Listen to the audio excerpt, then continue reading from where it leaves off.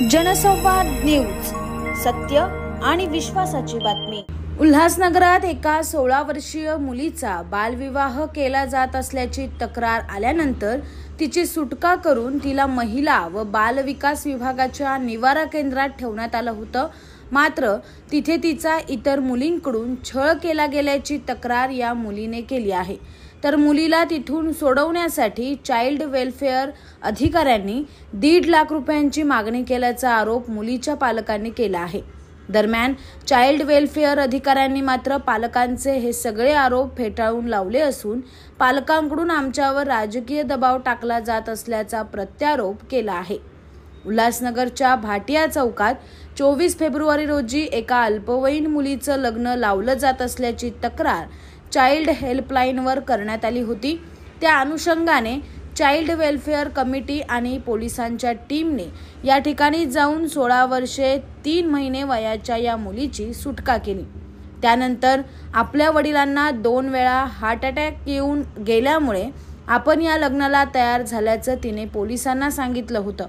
या प्रकरणी मुलीचे आई वडील, नवरा मुलगा आणि त्याच्याही आई वडिलांविरोधात पोलिसांनी बालविवाह प्रतिबंधक कायद्यानुसार गुन्हा दाखल केला होता। तर मुलीची महिला व बालकल्याण विभागाच्या निवारा केंद्रात रवानगी करण्यात आली होती। तिथे या केंद्रात आधीपासूनच दाखल असलेल्या काही मुलींकडून मागील आठवड्याभरात आपला छळ करण्यात आल्याची तक्रार या मुलीने केली आहे। भांडी घासायला लावणे, झाडू मारायला लावणे, जेवणाचं ताट खेचून घेणे असे प्रकार आपल्यासोबत घडल्याची या मुलीची तक्रार आहे। त्यामुळेच ही मुलगी मानसिकदृष्ट्या खचली असून तिला उल्हासनगरच्या मध्यवर्ती रुग्णालयात दाखल करण्यात आलं आहे। 24 तारखेला माझं लग्न होतं, तेव्हा मला नेण्यात आलं संस्थेमध्ये। तिथून त्या लोकांनी सांगितलं, तिकडे टाकलं, मला संस्थेमध्ये टाकल्यानंतर ते लोकांनी मला खूप काम करायला लावलं। भांडे घासायचे, किचन पुसायचं, हॉल पुरा झाडायचा, ऑफिस पुसायचं, पुरं ते पाणी भरायचं, एवढं मोठं टाके उचलायला लावायच्या। काम नाही केलं तर तिकडच्या मुली अशी बोलायच्या, करून हिला मारूया मिळून, असं तसं धमक्या द्यायच्या, मारायच्या मला। काम नाही केल्यामुळे खूप त्रास दिला मला त्या लोकांनी। नाही, माणूस कोणच नाही। हां, माझ्याकडून करून घ्यायचे, नाही केलं तर मग लोक मारा बिरायची धमकी द्यायची डायरेक्टली।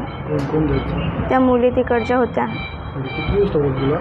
मला आज 1 हप्ता झाला, पुरा आज 1 हप्ता झाला।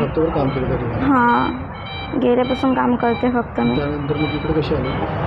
इकडे मग सकाळी पाण्याची टाकी उचलल्यानंतर खूप हायपर झाले मी, माझ्या पोटात बिकट छाती दुखायला लागलं। तर माझ्या मम्मी पप्पापासून लांब आहे ना मी, त्याच्यामुळे खूप हायपर झाले ना, तेव्हा मग कसं तरी व्हायला लागलं, तेव्हा इकडे आणलं मला हॉस्पिटलमध्ये।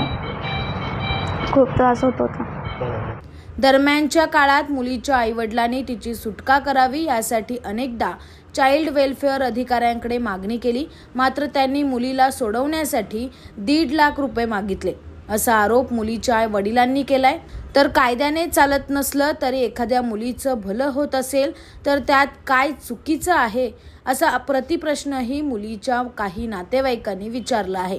रुपेश अरुण सोनवणे माझं नाव आहे। तिला तिथे नेलं होतं बाल केंद्रामध्ये। ते बोले 2 दिवस मी सोडू, आम्ही त्यांना हातपाय जोडले, पुढे हे केलं। ते बोले 2 दिवसांनी सोडू, पण 2 दिवस काय सोडले नाही त्यांनी आम्हाला। मध्ये वापस 4 दिवसांनी सोडू असं बोलले।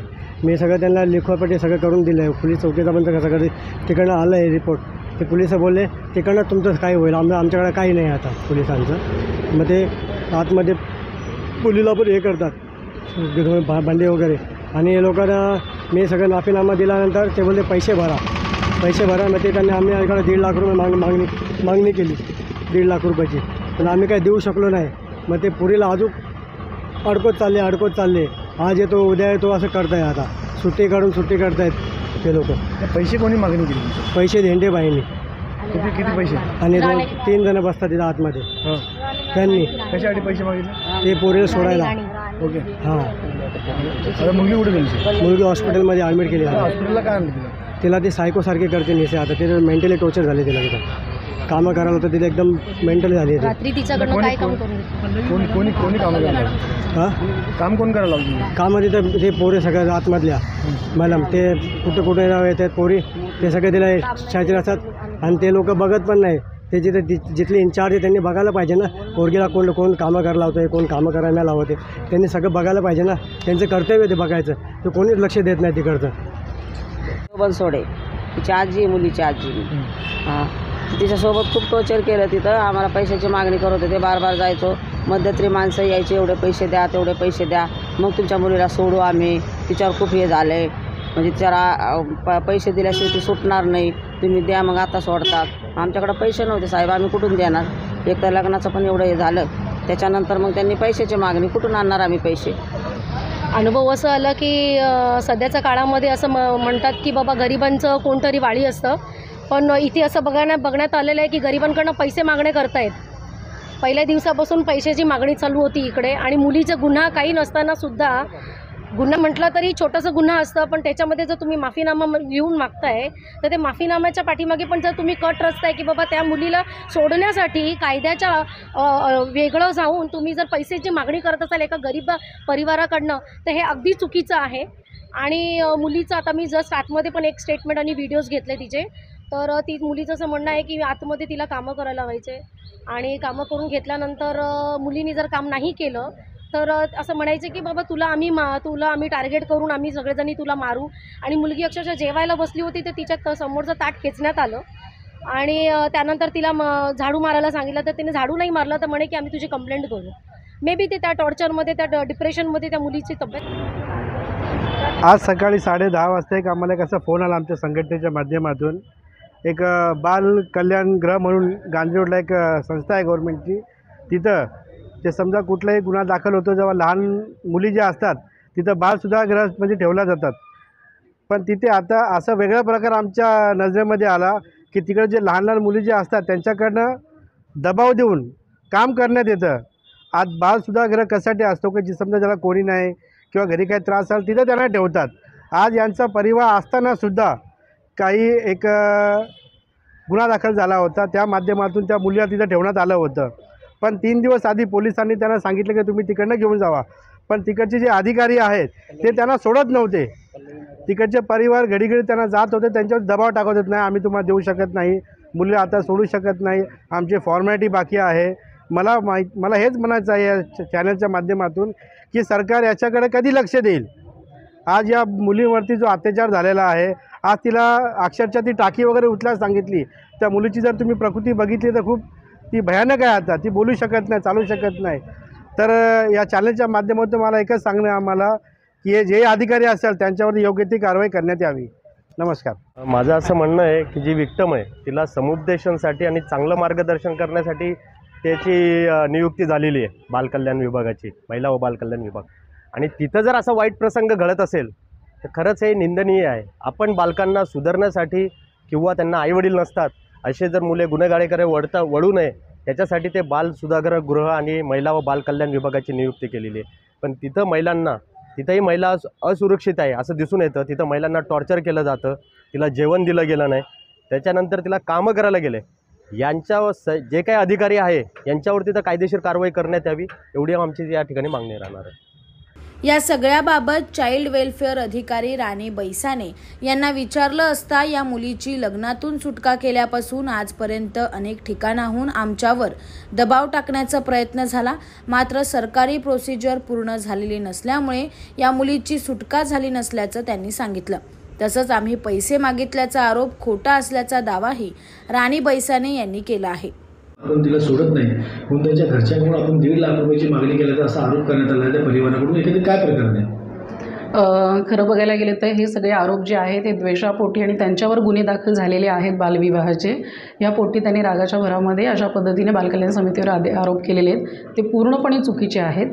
जसं असेल तर त्यांनी तसे पुरावे सादर करावेत, कारण की ह्या लोकांना आम्ही ओळखत नाही. पहिल्या दिवसापासून 24 तारखेला मुलीचं लग्न थांबवण्यात आलं. आमचं बालसंरक्षण अधिकारी असतील, चाइल्डलाईन असतील, हे सर्व त्या प्रसंगी गेले.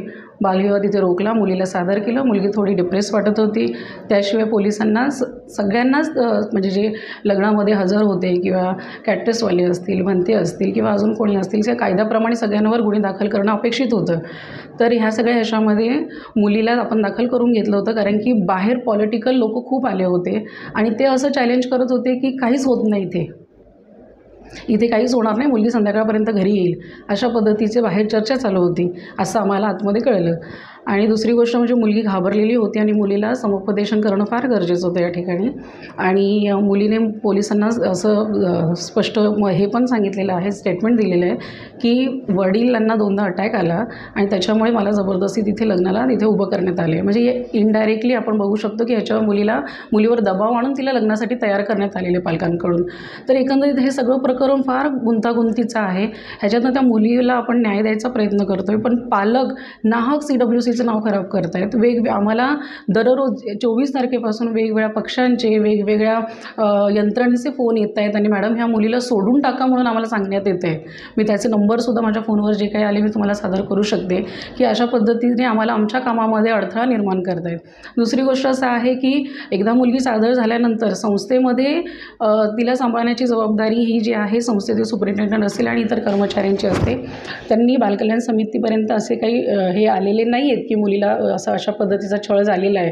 तर हे सुद्धा आरोपाचं मी खंडन करेल की अशा पद्धतीची वागणूक मुलींना दिली जात नाही. खूप चांगल्या प्रकारे मुलींना सांभाळलं जाते. आणि दुसरी गोष्ट PO रिपोर्ट म्हणजे प्रोबेशन ऑफिसर रिपोर्ट असतो, मुलीचा समुपदेशन रिपोर्ट असतो, तो बालकल्याण समितीला मिळालेला नाही आहे. चाइल्डलाईनला आपण SIR करायला सांगितलं आहे की मुलीची घरची परिस्थिती बघा, त्याच्यानंतर आपण मुलीला हँडओव्हर करू शकतो.